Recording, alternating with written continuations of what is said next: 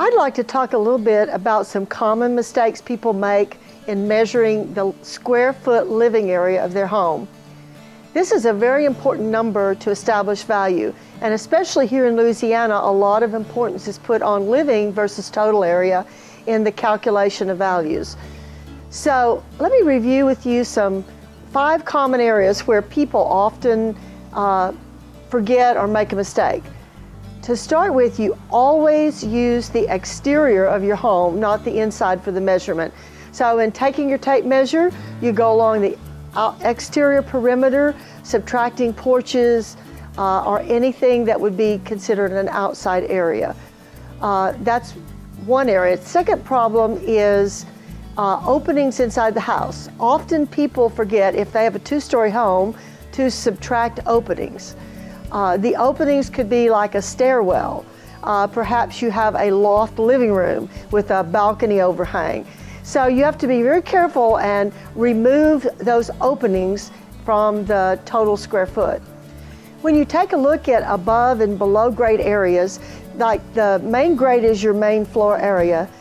So if everything above that, second stories, dormers, third story windows, all of that's considered above grade.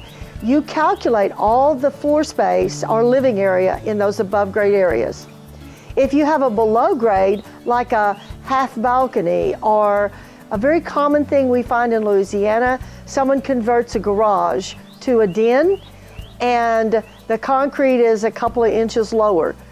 In those particular instances, that cannot be counted most often as square foot living area.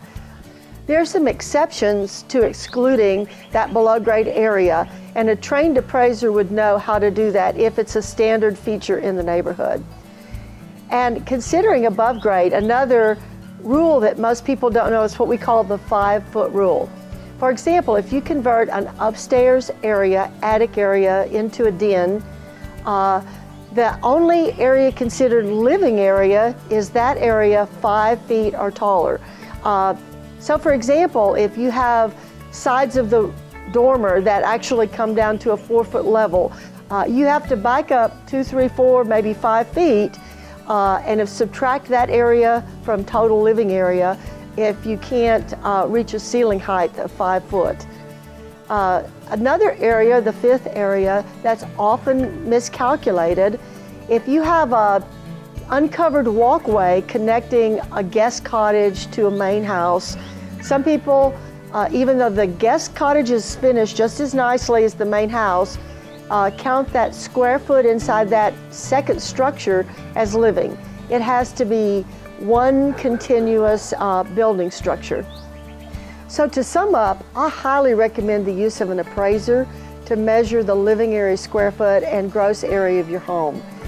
You could try to do it or hire someone like a realtor broker who's extremely skilled with the ANSI standards, but there are several areas like the ones I've mentioned that can be miscalculated and dollar per square foot, therefore the value of your home be a mistaken value.